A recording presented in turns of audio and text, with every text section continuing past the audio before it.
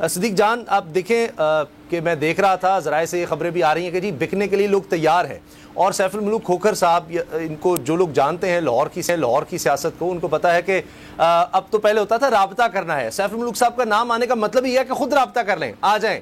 تو یہ ایک بڑی دلچسپ صورتحال ہے. بہرحال جو عارفین بات کر رہے تھے تو یہ سب جاننا چاہتے ہیں کہ جب حکومت میں کہا جا رہا ہے کہ جناب ہمیں تھوپ دی گئی، ہماری مرضی نہیں تھی، اب جناب ہمیں ضمنی الیکشن نہیں جتوایا گیا. اب ایک طرف آرمی چیف صاحب دیکھیں کیا کیا کر رہے ہیں، فون کیا ہے آئی ایم ایف کہ جناب لون جو ہے وہ جلدی آ جائے. دوسری طرف یہ گلہ خواجہ سعد رفیق صاحب کرتے ہیں کہ جناب ہمیں مہنگائی کروا کر الیکشن میں دھکیل دیا، یعنی جتوایا نہیں، عدالتوں سے ہمارے حق میں فیصلے نہیں دلوائے گئے. یہ جو فیصلہ آ گیا ہے پرویز الہی صاحب کے حوالے سے، یہ سب شکوے اسٹیبلشمنٹ سے ہو رہے ہیں ایک طرف.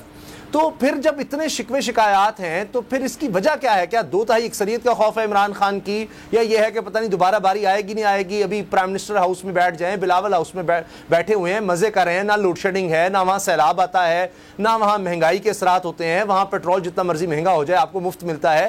وجہ کیا ہے پھر؟ یہ کیوں شکوے بھی کر رہے ہیں اسٹیبلشمنٹ سے بھی، لوگوں سے بھی، اداروں سے بھی، اور پھر کہتے نہیں حکومت میں بھی ہم نے رہنا ہے؟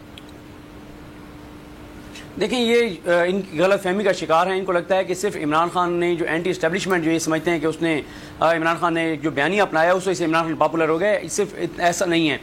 لیکن میں اس پہ بھی جانے سے پہلے آپ کو اور نور العارفین صاحب کو ایک چیز اور شیئر کروں آپ کے ساتھ کہ ہماری بدقسمتی دیکھیے کہ ہمارے جو اراکین اسمبلی ہیں، یہ جو تحریک انصاف کے ایم پی ایز ہیں، اور کئی نون لیگ والوں نے بھی یہ کیا ہوگا، دونوں طرف یہ جو ہمارے اراکین اسمبلی ان کی بات کر رہا ہوں پنجاب کے، انہوں نے اپنی پارٹیوں میں رہنے کے لیے بھی پیسے لیے ہیں. مثلا ایک ایم پی اے ہیں سعود پنجاب سے، انہوں نے جب یہ سارا معاملہ چل رہا تھا کہ علیم خان کے ساتھ جانا ہے نہیں جانا، جب یہ سارا معاملہ چل رہا تھا تو اس وقت انہوں نے کہا جی مجھے تو وہ حمزہ وغیرہ آفر کر رہے ہیں، میں تو جا رہا ہوں. انہوں نے کہا کہ نہ جائیں. اس نے کہا اچھا کیونکہ مجھے بہت زیادہ تنگ کر رہے ہیں تو آپ ایسے کریں کہ مجھے جو ہے نا دبئی میں کسی انہوں نے بتایا فلاں ہوٹل میں مجھے کمرے بک کروا دیں، میں وہاں جا کے رہتا ہوں. وہ یہاں سے گئے وہاں چلے گئے، وہاں کافی دن وہ رہے، واپس آ کے پھر کہتے ہیں کہ جی وہ مجھے علیم خان بلا رہا ہے، اگر آپ مجھے روک سکتے ہیں تو روک لیں. تو پھر انہوں نے